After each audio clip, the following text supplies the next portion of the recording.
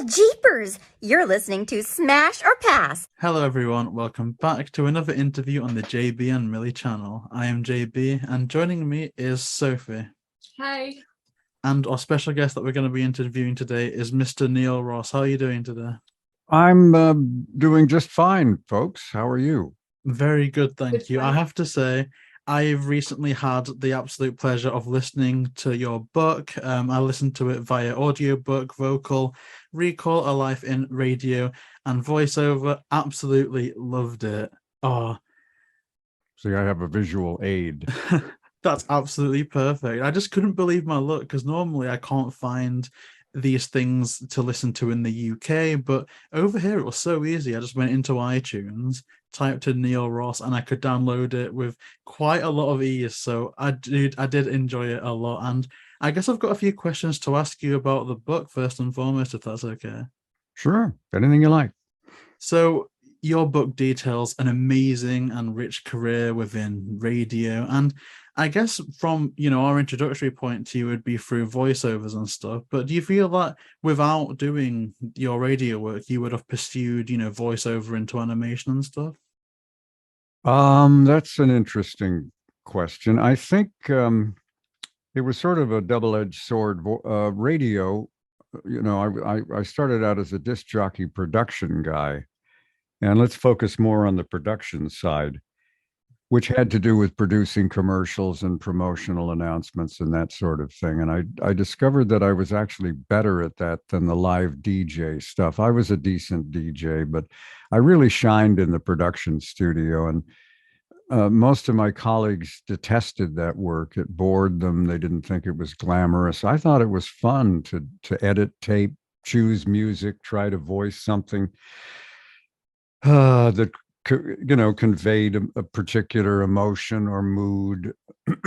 and so I did a lot of that. And I think that's what got me focused on starting to listen to the voices that I heard in the national television commercials, the national radio commercials, people who narrated documentaries, and even the folks who did animation stuff.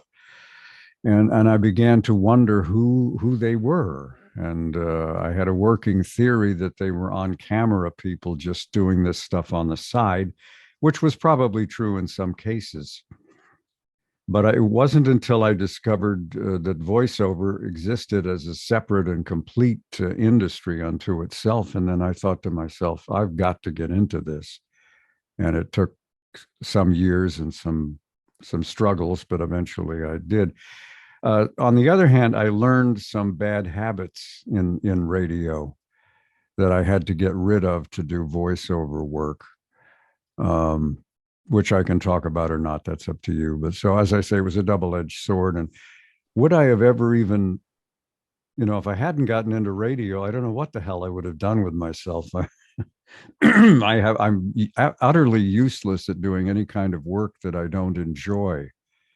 So I probably would have had a horrible life. As it was, I had this burning desire from the age of about 16 to be on the radio. And so that gave me a focus and a direction. And I'm so grateful for that, because I run into so many people who just say, I envy you. I never knew what I wanted to do, and I ended up doing nothing. And I don't know what to say to them. I didn't choose radio. Radio chose me, and then at a certain point, voiceovers chose me, and that was the journey. That is understandable. And I guess bouncing off what you said before about some of the bad habits that you had to shake off when transitioning from radio to voiceover work, what were some of the bad habits, and how did you overcome them? Well, this has mostly to do with commercials, and what I had done, because that was what everybody did, was I had perfected what the late, great Dawes Butler, a legendary voice actor, described as the cosmetic read. And that's an announcer on the radio who sounds very professional and reads everything perfectly and never makes a mistake, and of course sounds as though he doesn't even know what he's reading. The old joke of you stick something in front of him and he'll read it regardless of what it is. And that was the last thing they wanted in commercial voiceover. Virtually every piece of copy that came down the pike, it would somewhere in capital letters, it would say, "Not an announcer." And the first time I had an interview with a voiceover agent, he listened to my demo reel, my commercial demo reel, and he was just horrified by it, and he stared at me and made this face and said, "You sound like a GD radio announcer." And I said, "Well, that's what I am. What's the problem?" And then he tried to explain it to me, and I had to go to workshops. You have to become a bit of an actor. You have to, commercials, I eventually figured out, they're like mini monologues.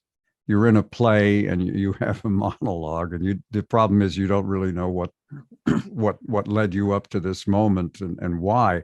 So in some cases, looking at the copy, you have to invent some sort of little story that leads you to do this 60-second or 30-second monologue. And it's tough. People who really do commercials well, my hat's off to them, because it looks easy, but it's not. Yeah, I mean, just reading the book, I can understand how there might have been quite a lot of habits and I guess mannerisms that you picked up as an announcer that maybe lended itself well to voiceover. Maybe it could have been a bit different in some aspects. But one of the occasions where you were an announcer, which is so incredible, was the 75th Annual Academy Award telecast. So, I mean, with that being such a monumental event, what were some of the lessons that you learned from that? And, how do you reflect upon that experience, in 2022? Oh, it was like being picked up by a cyclone and thrown around the sky for about a 10-day period, and then it dumps you somewhere in Kansas. I was invited to read for it. I didn't even know they held auditions for that stuff, and maybe they don't. Every year, what people don't understand is every year, usually there's a different producer, so it's a whole new ball game every year, and so they have different ways. Some producers may have a favorite announcer, and there's no point in auditioning, and he or she just does the job. Other times they do have auditions. So in this case, I read for it, and you read for so many things. And so the best advice I ever got was do the audition as though it's a job, and then forget about it as quickly as you can, because you'll just drive yourself crazy. Why didn't I get that job? What did I do wrong? What do I know? And a lot of the times the reason you don't get it has nothing to do with you. It's some silly reason. So I did the audition, didn't think a great deal about it. And then they said, well, now we're having callbacks. That means they've winnowed it down to 5 or 6 people. They want you to come back and try it again. And then I started to take it a little bit seriously. The guy who was going to direct it, the amazing Louis J. Horvitz, was actually at the audition. And he attempted to, and was quite successful at recreating what you would hear in the headphones in an actual show, because you don't read a word till they tell you. And so you're plugged into your headphones as the control room, which is in this giant Denali trailer, which has been hooked up to the venue somehow. And it's a cacophony of voices, give me tape 3. And somewhere in the middle of all of that, somebody goes, stand by, announce, go. And that's what you're listening for. And at that point, you don't need to hear the trailer anymore. You're on, but the trailer is still yammering away, and you're trying to read this stuff. And so my co-announcer, Randy Thomas, who was wonderful, she helped me I wouldn't have gotten through it without her. She used to spin her headphones around somehow. She looked like the girl in The Exorcist. I just did this thing where I reached over and turned the volume down while I was announcing. So it's a unique. It's like nothing I've ever done before or since. And anyway, I did that audition, and then I thought, well, here's where I lose. And then to my amazement, they said, you got it. And within a day or two, I was showing up to get my ID badge printed. And then it was rehearsals, which went on from like 9 in till midnight or later. I mean, it was just, by the end of the thing, I was just almost a vegetable. And like I say, it was like being picked up by a tornado, spun around, and suddenly I'm walking out of the venue with my stuff under my arm, and I can't find my car.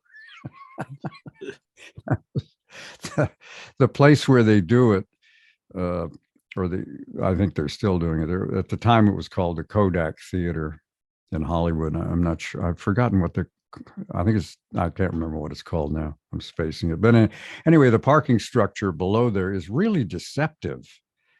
And if you don't pay attention to where you parked, you end up going in the opposite direction. I was convinced my car had been stolen.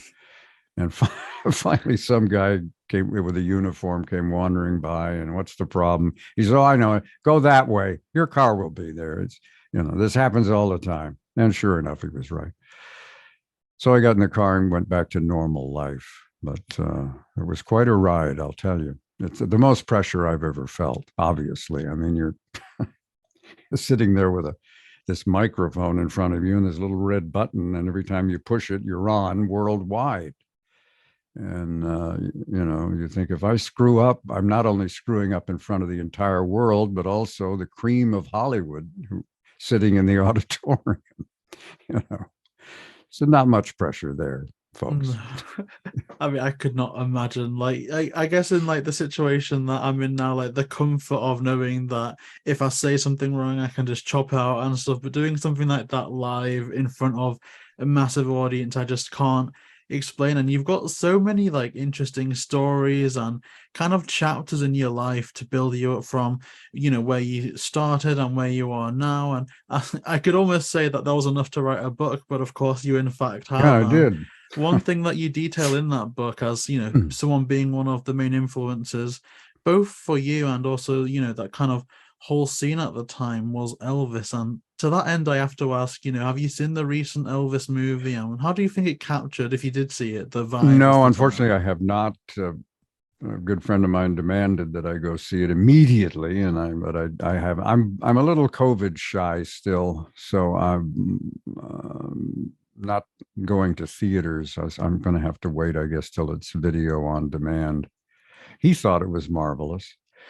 What I tried to explain in the book, and I quote Lemmy Kilmister from, I'm spacing the band, how bad, how horrible of me, but anyway, famed rock musician, and he was talking to a younger musician, Motorhead, and he said, difference between you and me is I remember when there was no rock and roll and it was horrible. And I remember that too. And people who have grown up with rock and roll always in their lives have no concept of what it was like to turn on a radio and hear nothing but these sappy love songs and, Patti Page singing "How Much Is That Doggy in the Window?" And those were the hits, folks. There's like nothing else, which is why I didn't listen to music. And then one incredible day, I heard this song coming out of a radio. I could not believe it. I was absolutely transfixed. Energy flowed from the tip of my toe right up to the top of my head. I got such a rush. And that was this song called Tutti Frutti by Little Richard. That was the first rock or rock blues thing I'd ever heard in my life. And then, of course, Elvis came along, who was not just the sound, it was the visual. It was, prior to that, you saw a singer on television, and if he was really carried away with emotion, he might go like this, raise his arm. I mean, that indicated a tremendous emotion. And this Elvis just never stopped moving. And what made him perfect was our parents hated him, So, I mean, what's not to like, But he was using, music that had been pioneered by Black people, and he kind of appropriated that sound. And, you can get into a whole discussion about that. But that just changed the world. It really did, if you think about it. Especially so much of what came later.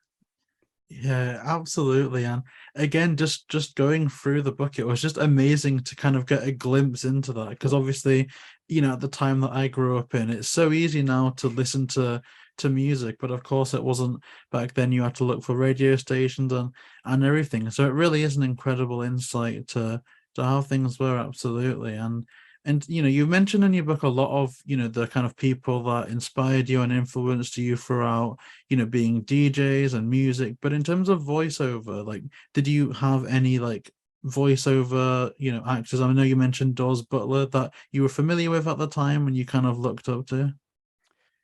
Yeah, there were a few people who had escaped the jock booth and done quite well in voiceovers, and they were kind of my inspiration, thinking, well, if they did it, maybe I can do it too. And probably the one name that you might have heard of, because he became so famous, was Casey Kasem, who I'm guessing the American Top 40 show, did it get played in Great Britain? I don't know. Does that ring a bell? Well, maybe not, but you have heard the name Casey Kasem. Oh yeah, of course. Voice of Shaggy, so I think that's probably where we know him from, and then we heard about that later. But yeah, definitely. Yeah. Well, where I first heard Casey was he was just a local DJ in Los Angeles. He was on radio station KRLA. And as I say, he escaped from the jock booth, did animation, did commercials, did all kinds of voiceovers. And he did this show called American Top 40, where he counted down the top 40 hits and commented on them. And it was a syndicated show that usually would run on the weekends, and it was incredibly successful. And in the United States, he just became hugely famous. So he was one example. Another guy was a guy named Danny Dark, who I had heard also was a local DJ on KLAC in Los Angeles, and he took off. And my gosh, he was the voice of General Motors, the voice of General Foods. He was the voice of the NBC network. I mean, he had a fabulous career. And I thought, well, if these guys can get out of the jock booth, and maybe I can too. So, and then as I got in the business, I began to meet people who I'd heard for years, and I became fans of their work. But, in those days, and still today, it's a virtually anonymous profession. Fans of animation kind of know who we are. But if you're doing a lot of commercials, the public is, dimly aware of you, if at all. So. Well, you mentioned some awesome names there, but what were some of the animated shows and movies that you enjoyed prior to your career? Oh, yeah. Well, I'm sorry. That's my dirty little secret. I was raised in Montreal, Canada, and they had these really draconian rules about children going to movies, because I guess there'd been a terrible theater fire in the 40s. So they wrote these. Basically, you couldn't go into a movie in Montreal if you were under 16, unless the theater hired 50 extra ushers and did all kinds of stuff. So even Disney stuff would play in Montreal and the kids couldn't go. So I saw and we didn't have a television.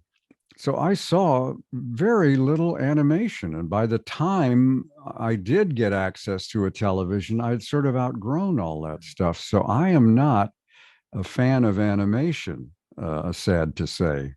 I'm a big fan of any animation I'm involved in, but what I was a big fan of was the old time radio shows, because I'm just old enough to have caught the tail end of the golden age of radio before television took over. And radio, prior to television, was television, just without a picture. That's where all the big comedy shows, the cop shows, the variety shows, the game shows, the soap operas, they were all on radio. And then they began to migrate over to television. Sometimes for a period of time, they would do both radio and television shows, which had to be a scramble on a weekly basis. But anyway, I grew up listening to the radio, and I heard all the great stuff from the United States, all the stuff that was produced by the Canadian Broadcasting Corporation, and the CBC would import some great stuff from the BBC. So I would hear all of that. So that was my influence. My early influence was the radio. And truth be told, probably I would have been happiest being a radio actor. But the last radio drama went off the year I graduated from high school, so there's no shot at that. But when I work on one of these game or animation shows, to me it's a radio show. I'm doing a radio show. If somebody wants to draw a picture later, that's fine, But to me, it's a radio show. So I didn't have a lot of cartoon influences growing up, interestingly enough. Oh, that's interesting. That definitely is just such an interesting thing. And I almost wonder, like, looking through the history of audio entertainment, a part of me does wonder what the role of podcasting is going to be. Because I remember finding my first podcast, at the age of, 7 or 8, when it was almost kind of an uncool thing to do. And now you look, and kind of everyone out there's got a podcast at the moment. So it's kind of interesting to know where that would fit into the whole genre of audio entertainment. It's a whole new animal. Nothing's existed like this before. And well, I think, the thing is, there's a finite number of radio stations. There's a finite number of television stations, but anybody with a microphone and some basic equipment can have a podcast. So there's, I don't know how many exist now. Do you? It's got to be hundreds of thousands, I would think. And somehow some of them do incredibly well. This Joe Rogan guy, I don't know if you've heard of him. Oh, but he's yeah. making a fortune. I'm somewhat mystified by it. I don't know what he's doing that's so special, but evidently some folks think he is. So there you go. Yeah, it definitely is a funny one. That's the, in the old days, if you get on a radio station, people could stumble across you. But how in the world do you find a podcast? How do you promote a podcast? There's so many of them. My hat's off for you, off to you for giving it a shot. I've thought about it, and I've thought, no. Yeah, see, initially, like, just thinking about, like, just what it is that we do on a podcast, I was thinking beforehand, it's kind of like radio, but then going through your book, it's kind of like, it's so different when you think about it. And I didn't realize how different it was. I was just kind of thinking it's the same. But really, I think radio's got such a special place. And definitely radio is just such an amazing thing. And, I guess you've mentioned the bad habits that you personally had from being an announcer, and then transitioning to voiceover work. But in terms of working on these animated shows and everything, from what you observed around you, were there many other people that were doing what you were doing, transitioning from radio to voiceover? If so, did they have similar kind of adjustments to make, or what were the kind of processes that you witnessed around you versus, Yeah, well, I used to say the business, now it's completely changed, but the business that I got into, it was a very small group, really. And and nobody knew that we existed. It was like the world's best kept secret. I don't know why. I don't think anybody was trying to keep it secret. It just kind of was. And it was almost word of mouth that you would find out this stuff happened. And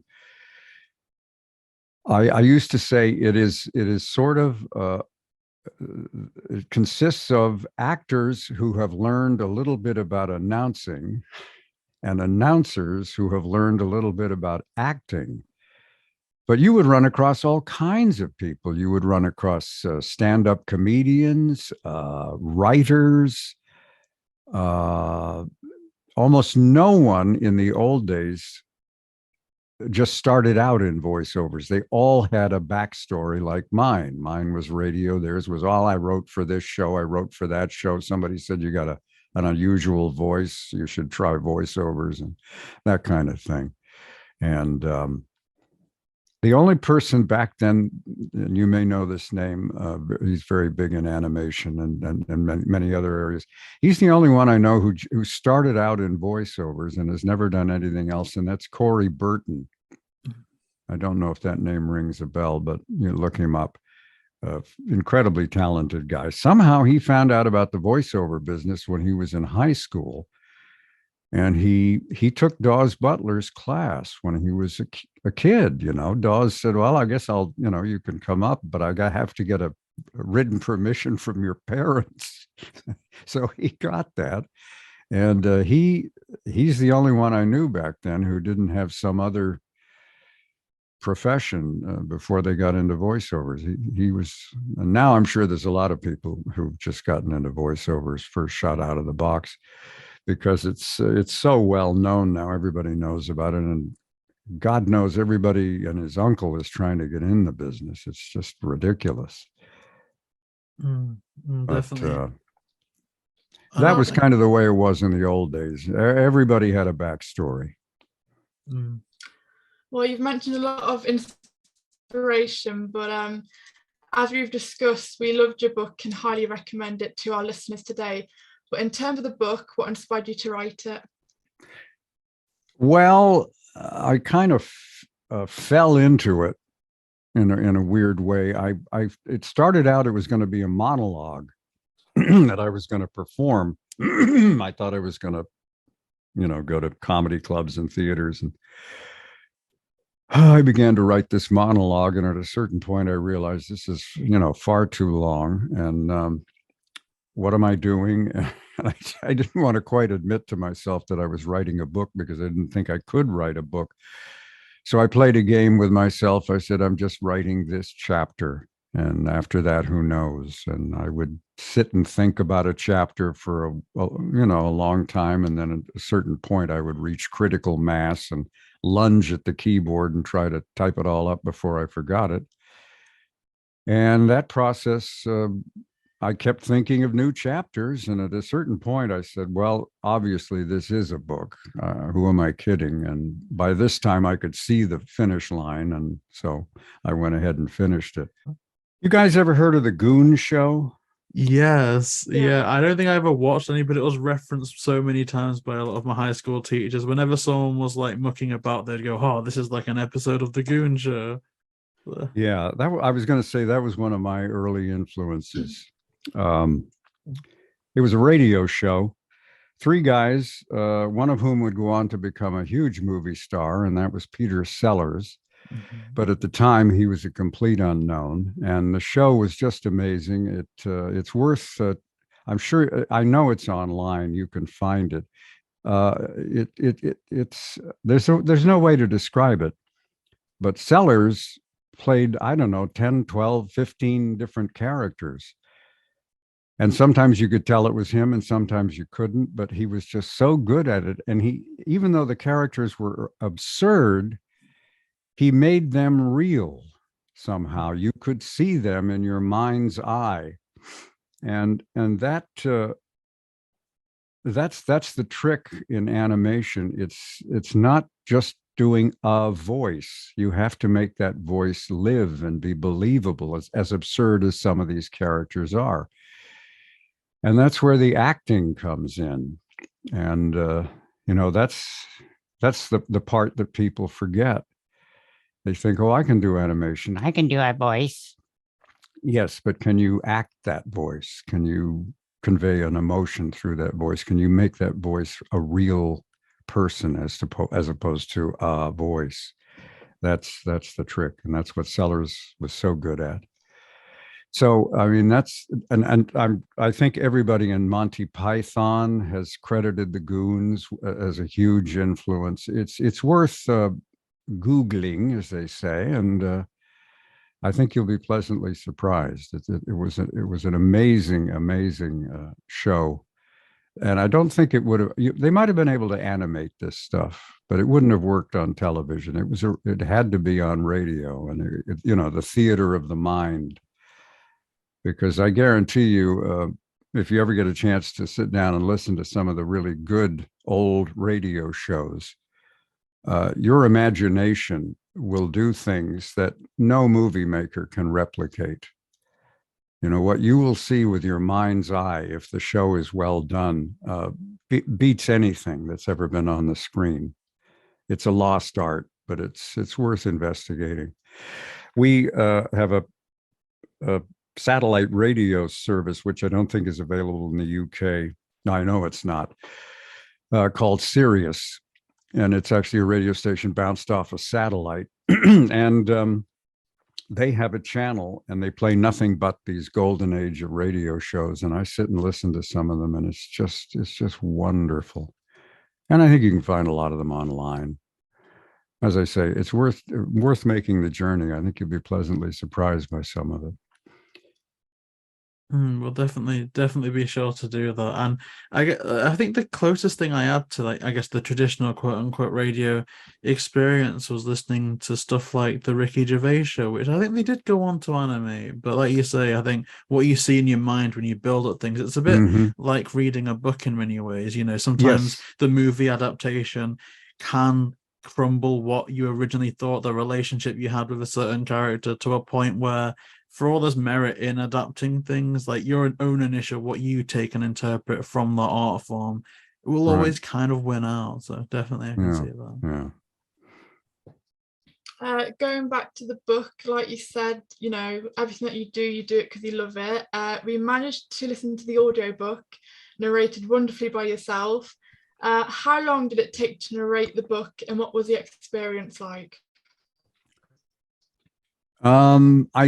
I don't know how long it took. It seemed like forever. I ended up having to do it twice.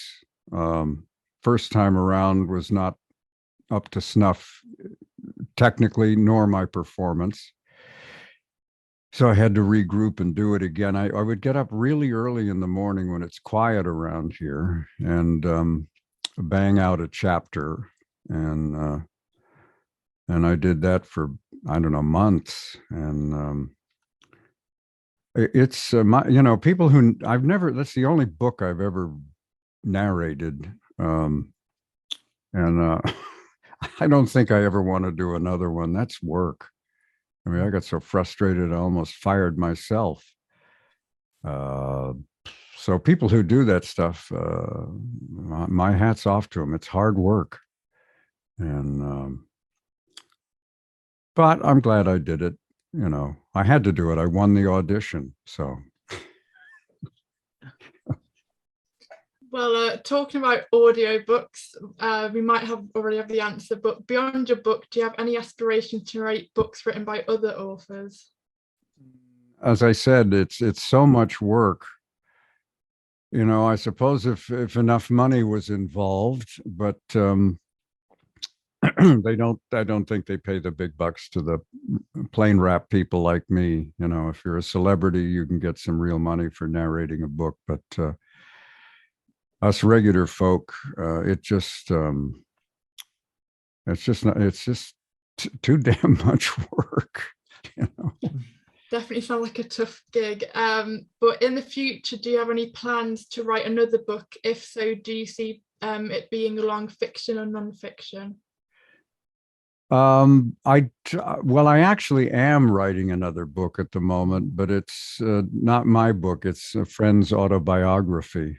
And he dictates it into his phone with the speech to text feature and sends that to me, and I translate it back into English. And I'm kind of enjoying that process. It's I don't know why. I find it just kind of strangely soothing. I wouldn't be any good at fiction because I can't think up plots. You know, I think up a premise and I go, well, then what happens? And nothing comes to mind. And I watch, you know, television shows and read books, and I marvel at these people who can invent all these different twists and turns and surprises. I don't seem to be any good at that. The only reason I was able to write this book was I lived it. So I had the story. All I had to do was type it up. But so I don't, other than my friend's book, I don't see any more books in my future. That's understandable. But I guess there are a lot of, you know, twists and turns in everyday life, especially, I mean, I can only imagine some of the experiences that you've had as well. And just to think about fan conventions, you know, they've become so popular recently. And talking about your experiences with fan conventions, what are some of the most memorable kind of memories that you've made from attending there? Well, the one that really was fantastic. I'm almost like a heroin addict. You know, they say there's nothing like your first fix, and then you spend your rest of your life chasing the dragon. And I resisted doing these things for a long time because I just said, nobody's going to be interested in me. And they kept saying, no, it's going to be great. You got to do it. You got to do it. And I just pictured myself sitting at a card table somewhere being ignored. And finally, they held a BotCon in Pasadena, which is in the Los Angeles area. And they offered me a shot at doing it. And I thought, all right, I'll go do this. And if it's horrible, I'll give them their money back and leave, because all I have to do is get in my car and drive home. It's not like I'm trapped in Milwaukee or something. And I went and I had such a wonderful experience. Oh, my God, it was like getting to be a movie star for a weekend. Lines and lines of people wanting my autograph. People saying I've flown thousands of miles to meet you, people in tears. I could not believe it. And so I started doing more of these things. And, like your mileage and your marriage, the experience may vary. I've done some that were not a whole lot of fun. But generally speaking, I enjoy it. I enjoy the travel. I enjoy meeting all kinds of new people, seeing different places. It just it astounds me. If I had announced to one of my fellow cast members back in the 80s when we were doing G.I. Joe and Transformers, 35 years from now, we'll be going to these conventions and people will line up to get our autographs, they would have said, you belong in the loony bin. That's not going to happen. Because back then, basically, these shows lasted 2 or 3 years and then went off the air and everybody forgot about them. And in particular, Transformers, it just gets bigger and bigger and bigger. I mean, the live action stuff helps, of course, but the reverence people have for that original animated show is just off the charts. And I never would have thought that would have ever happened. It's just, No, it must I can't just be so explain nice. it. to see the profound impact that it's had on so many people. And you've mentioned autographs. Is there anything that you've been asked to sign that stood out to you as being particularly memorable or even a bit unique? Well, a lot of I bring pictures, and most of the time people pick a picture and I'll sign that. But sometimes someone will bring a piece of original artwork that they've done and they want me to sign. And some of the stuff the fans come up with is it's lovely. It's just as good, if not better, than the commercial versions of this stuff. It's it's quite inspiring. Definitely. And I guess a bit of a selfish question now. Given that you are originally from London, I have to ask, have your journeys throughout the conventions ever brought you to the UK? And if not, or if so, would you ever be open for like a UK trip at some point down the line? Yeah, actually, I was in the UK in when was it? 2016, I believe. I did a convention at Gatwick. Oh. And then I tacked on 5 or 6 days in London, and I had a wonderful time. I would get on the tube and I would go as far as I could, and then I'd walk back because you don't see anything if you're in a car. I thought about getting on one of those double-decker buses, but I could never figure out where they were going or how I would get back. The tube seemed much simpler. But walking, I mean, we don't, especially in California, we don't have any sort of great history. Usually they'll say, well, this used to be there, and they're pointing at a Taco Bell or something, and well, that's where that recording studio was. Just to look at the architecture and these marvelous old buildings, and you just think about the history and the people. And I had a wonderful time in London. I'm very glad I did that. And yes, I would come back if someone was kind enough to ask.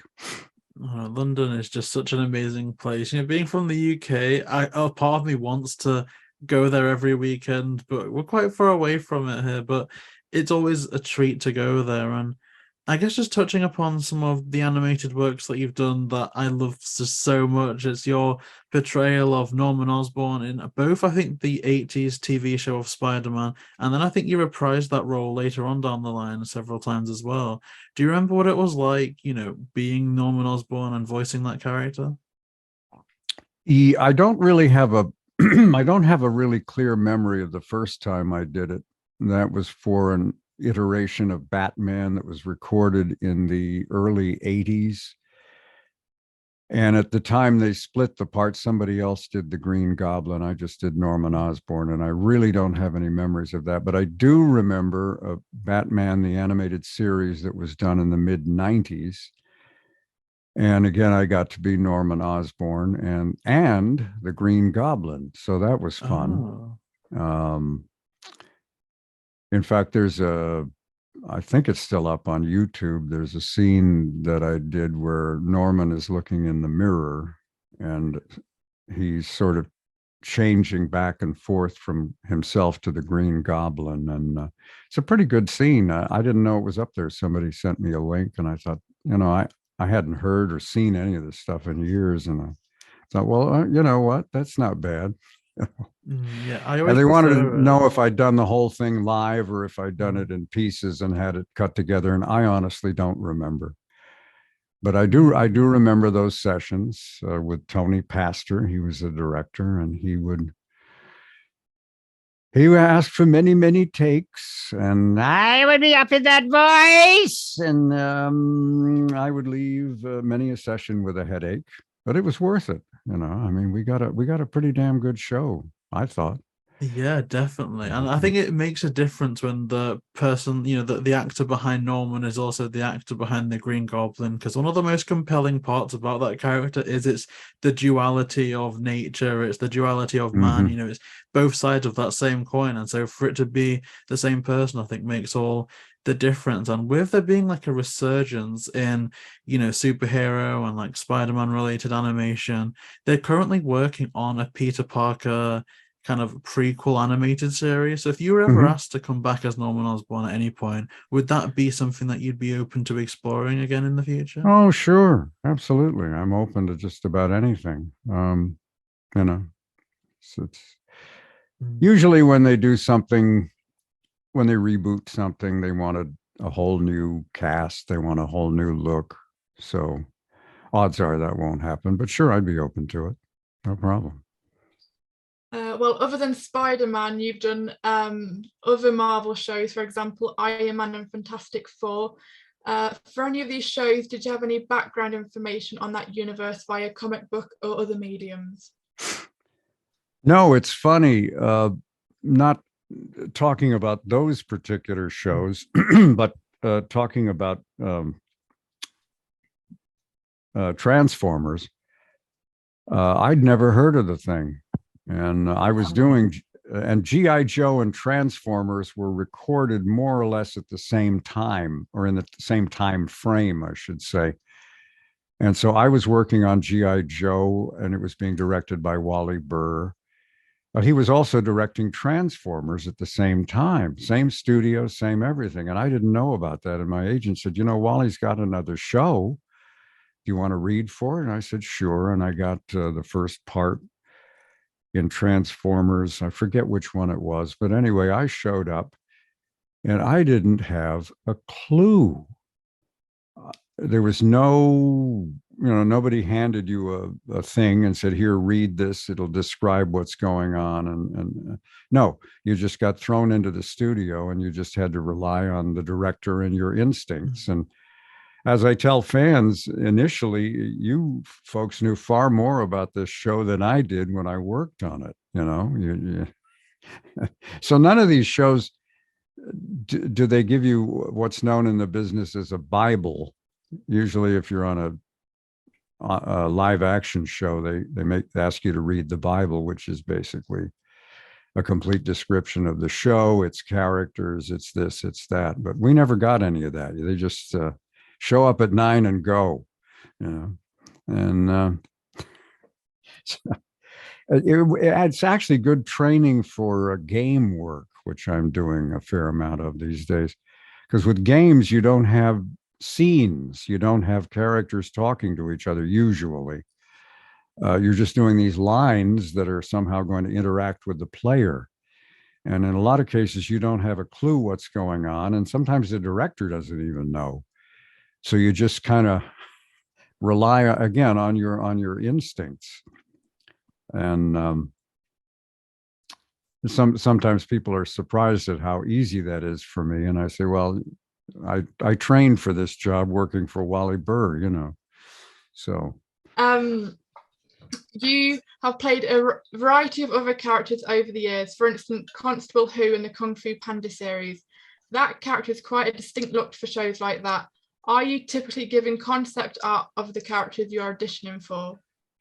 Yeah, usually what you get at an audition is the word are the words, obviously, and then usually you see concept art of the character, usually full on and profile, and there's a description of the character and some of his or her traits and characteristics, and that's pretty much it. I mean, you look at that artwork and you ask yourself, how should that particular character sound? And then you get a sound in your head, and hopefully when you get in the booth, you're able to reproduce that.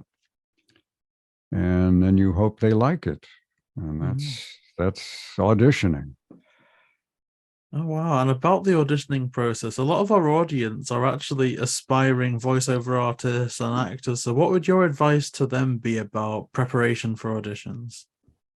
Well, you just have to go in with a positive attitude as much as possible.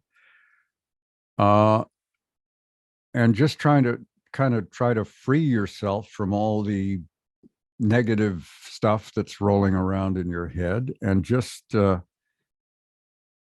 one guy, he hasn't done animation in a long time. He does a lot of promos now, but there's a guy in our business called named Bo Weaver, and he had a wonderful philosophy. I forget if he said this or I read it somewhere, but he said, I go in with the attitude of these people have a problem and I'm going to help them solve it, as opposed to, I gotta get this job.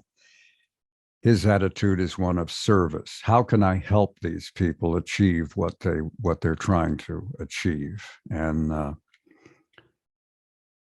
that I thought that's a marvelous attitude to have. And you just give it your best shot, you know. One of the horrible things about auditioning is halfway home in the car, you suddenly go, oh, I know what I should have done. And it's too late. You can't audition to the windshield. You know, so you got to give it 100% when you get in there. And then, as I said earlier, try to forget about it as soon as possible, because you'll just drive yourself crazy. Why isn't the phone ringing? You know. Yeah, I cannot imagine what that's like, but it's just amazing to have so many kind of aspiring people following us and, you know, getting information about that. So thank you so much for that. And I guess towards, you know, just getting us to the last section here now, of course, you know, one of the things that we primarily know you for growing up is your work on some of the Scooby Doo projects. And I know you said prior to this that you didn't have too much to say about it, but in regards to Scooby Doo, you've mentioned that you weren't, you know, raised within, you know, a place where you could consume animation. But how familiar were you with the Scooby franchise, I guess, at any point in your life? Kinda. You know, when I got interested in possibly getting into the voiceover business, I began to watch animation, but I watched it not for fun or pleasure. I watched it trying to evaluate the voice performances that I heard and asking myself, am I of that caliber? Could I compete with these folks? Could I work in a studio with them? Because I didn't have and I don't have a lot of formal acting training. it just, I have this ability to do character voices and to do accents and what have you, but can you act? As I said earlier, that's the big part of the equation. And it sounds simplistic, but honestly, if you give me a character and a story within that character functions in, then somehow I know how to read the lines, because the story tells me how to read the lines. And that seemed to work out for me. I spent the first couple of years in the business waiting for some director to go, this guy's just some disc jockey. How did he get in here? Get rid of him, get somebody good in here. But it didn't happen, fortunately. And eventually I got to the point where I thought, well, I guess maybe I belong in here. Well, definitely. Like, you have done some amazing work, and without a shadow of a doubt, you are going to continue to do more. And going through like the IMDb for some of the Scooby things, you were credited as various voices in some of the shows during the 1980s.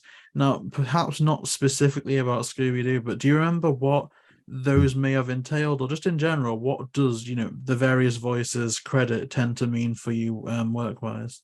Well, it's something that I did a fair amount of in those days, and to this day. They are able to ask you to play 3 different characters in any animated show. And so sometimes the regular cast members, like Frank Welker, for instance, on Scooby Doo, may be asked to do the voice of a cop or a parking lot attendant, or something like that. But if they have enough incidental roles, they'll say, let's bring somebody in to do 3 of these, and then we don't have to worry about it. And so there were some of us who got the reputation for being able to come in and do 3 different sounding voices. And so I did a lot of stuff where I would come in, I was only in 1 episode, and I would do 3 small characters, and that was it for me. And in a lot of cases, I didn't even work with the other cast members. They would bring me in separately and go, all right, here's the parking lot attendant, here's his 3 lines, and then here's the cop, and here's what he says. And I would knock those out in an hour or less and go on my merry way and just completely forget about it. It's, picture a day in your life 8 years ago. Do you remember everything about it? Odds are you don't remember anything. So unless something really wild happens at a session, I'll tend to forget about it.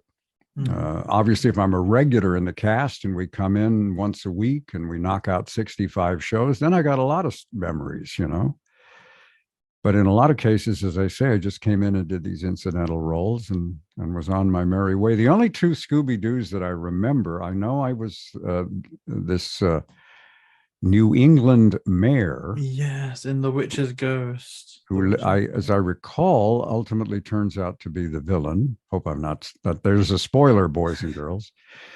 And then I did this Christmas one. That was a lot of fun. I got to play Ebenezer Scrooge. Yes, that was in one of the most recent fun. series. And I think that was it. I mean, in terms of the one that you mentioned where you were playing the mayor of that, was that an instance, as you mentioned before, where you recorded that separately from the other cast members, or did you manage to integrate with that? No, that part was big enough to where they wanted me to come in and work with the whole gang. Oh, that's fantastic. And do you have any like behind the scenes memories from that experience, or just, how did that feel? Well, everybody in the show is a solid, longtime professional. So, I mean, we just did our thing. I'm pretty sure we worked in both instances at a studio in North Hollywood, I think it is, called Salami Studios. But I don't remember anything hugely memorable from either session. As I say, the cast are such professionals that you just breeze through it. And, it's fun, but I don't have any great stories. I'm sorry. Well, you did share some insight and it's really cool to listen to. But do you remember how long it took to record your lines for the film or anything? For on Scooby Doo. Yeah, for the movie The Witch's Ghost, where you played the mayor. I don't recall it being inordinately lengthy. We probably did it in anywhere from 2 to 4 hours, if memory serves. That's about the time frame on these. Back in the old days, Wally Burr used to take longer, but we won't get into that. Well, after The Witch's Ghost, you voiced a couple of characters in Alien Invaders. For you, how does this process change when voicing more than one character? Well, I've had to do that in various shows. It's not a problem. It can be a problem if your two characters have a discussion, and at that point, usually the director will say, do you want to try this thing in one pass, or do you want to record one character and then record the other character? And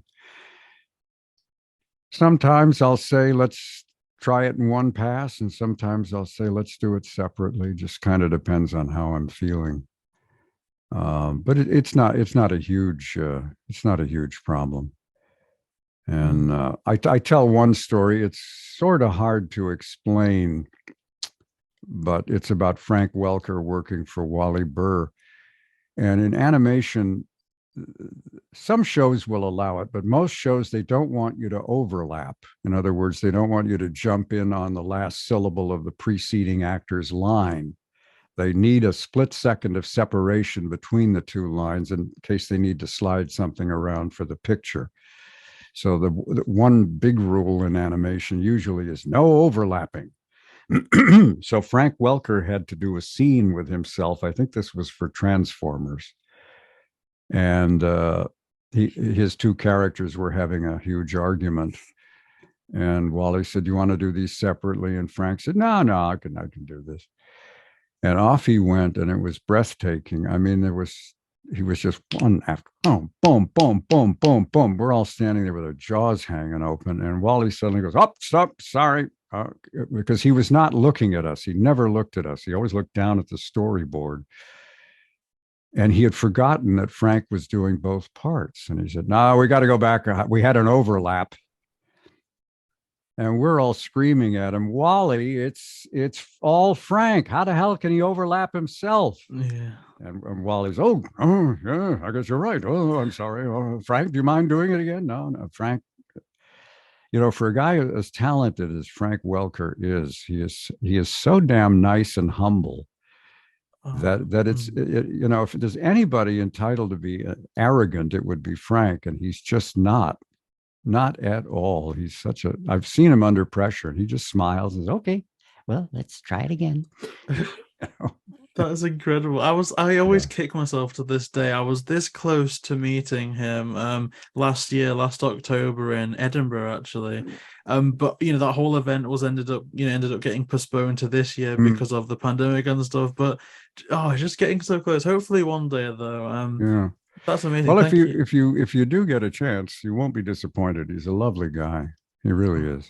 Yeah, definitely something to look forward to. And I guess my last question's about voiceover, and then we'll wrap up. About your role playing the Scrooge character in one of the more recent Scooby Doo shows.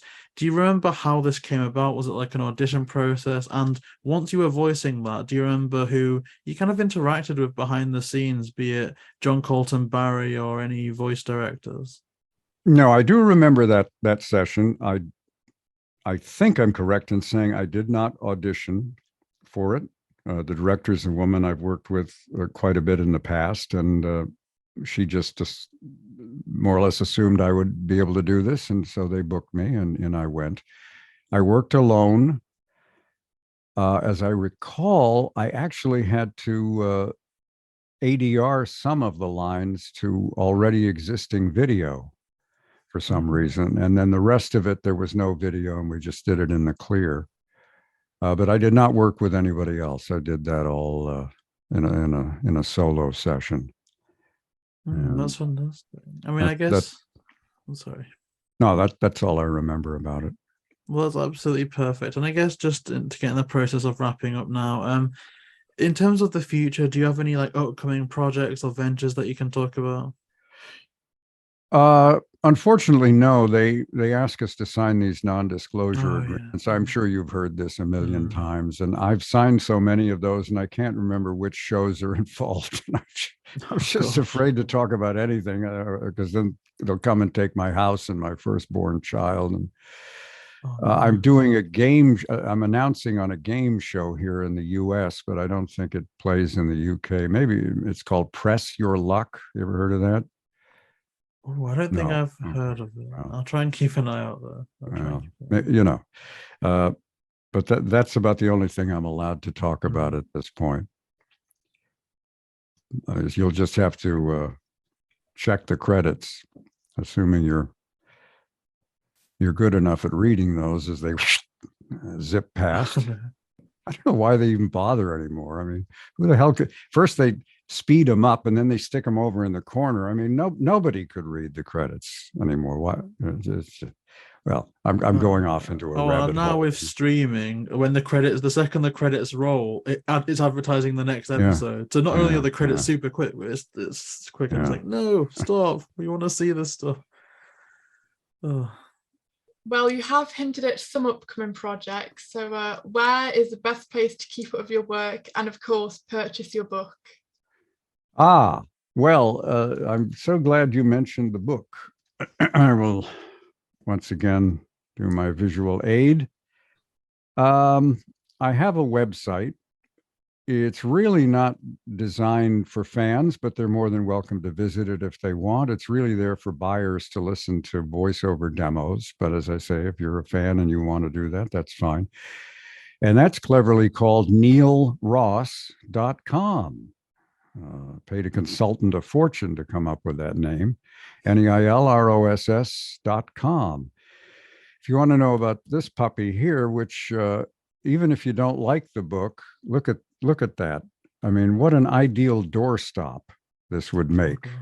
And with Christmas coming up, look at him. He's desperate. It's not even Thanksgiving. But anyway, there's a website, neilbook.com, neilbook.com. And it has more information about the book, and it has links to enable you to purchase it. If you want to avoid all of that, you can go directly to Amazon. Just put in Neil Ross Vocal Recall. It will pop up. It's also available on Audible. And if you want the audio version narrated by a big-time Hollywood voice actor, that you go to Audible. And that's pretty much the pitch. It's basically my life, all about the radio years, the voiceover years, the whole enchilada. Oh yeah, and And it is so it's far good. too long, but as I said, a great doorstop if all else fails. No, it's just so captivating. Like listening to the whole audiobook and kind of reading it from the document, it honestly is amazing. So I highly recommend that to everyone watching this today.